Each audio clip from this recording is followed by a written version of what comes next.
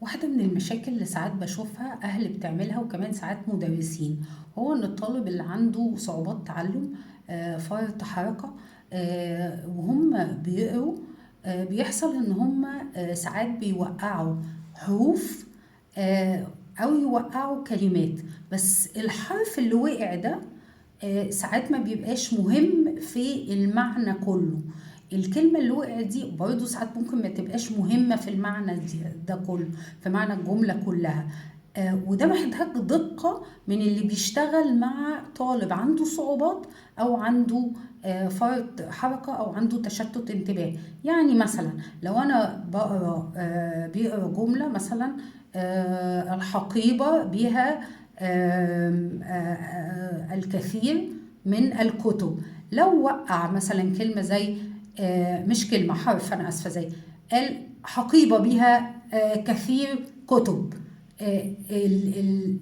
اللي وقعه هنا من الجملة دي مش هيأثر على المعنى. فمفيش داعي ان انا اوقفه واقول له ايه، لا ما اسمهاش حقيبة، اسمها الحقيبة. اوكي.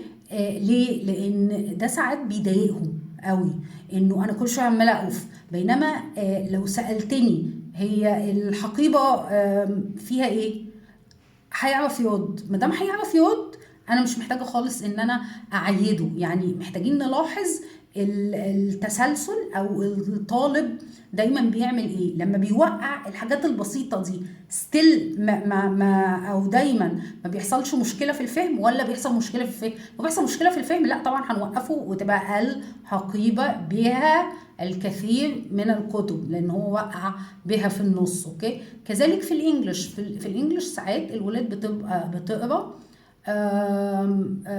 the cat went back، فيقول ايه cat went back من غير كلمة the.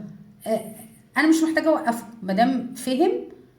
I ask him، اسأله what did the cat do، فيقول لي cat went back، مفيش مشكلة. بس انا طبعا هنا بتكلم برضو على السن، يعني مثلا up to grade 5 or 6. بعد كده بيتعلموا ان هم ما يوقعوش كلمات او يوقعوا حروف.